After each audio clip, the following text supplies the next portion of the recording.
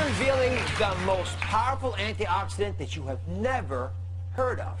It's one of the keys to fighting off the diseases that you fear the most. It is called glutathione. Now write it down because it's critically important. And here to tell us about it is the director of Yale University's Prevention Research Center and my good friend, Dr. David Katz. Welcome, David. So, glutathione has been described in many places as the superhero of antioxidants. Now, why is that? How come no one's ever heard of it before?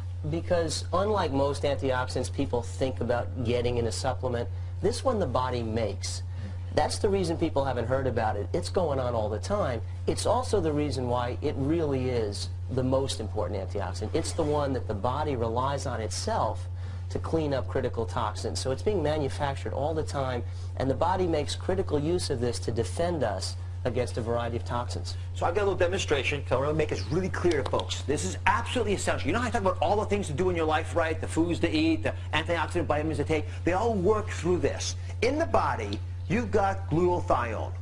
And you also have lots of cells. Looks just like this, yeah. Right? And so you got these green normal cells, and you also have toxic cells. Some of these are from outside your body. Some of them are cells of your own that have been damaged by free radicals, and they've been oxidized, damaged by the sun, damaged from foods, whatever. If you put in the normally existing glutathione in your body, it will soak up a lot of these bad boys, take them away, just like that.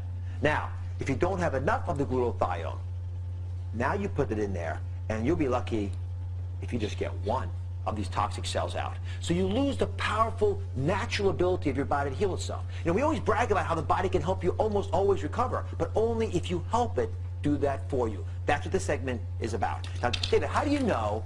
You like that? I like that. Good. I'll take it home with you. Okay, thanks. Go back to Yale. My kids will love it. Now, how do you know if you don't have enough glutathione in your body?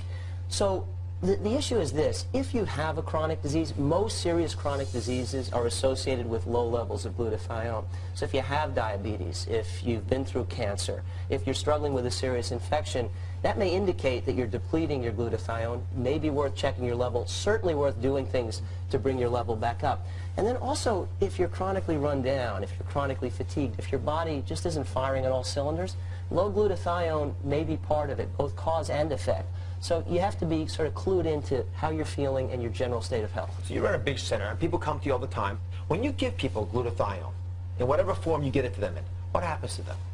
So, in my clinic, we have a patient with Parkinson's who comes in weekly for an intravenous infusion of glutathione right into the vein, fairly high dose. And both we and the patient's neurologists are convinced that it has helped stabilize his condition. How do you like that? Hasn't cured it, hasn't made it go away, but it has helped prevent any further progression. And I think more and more we're going to see studies supporting that kind of application.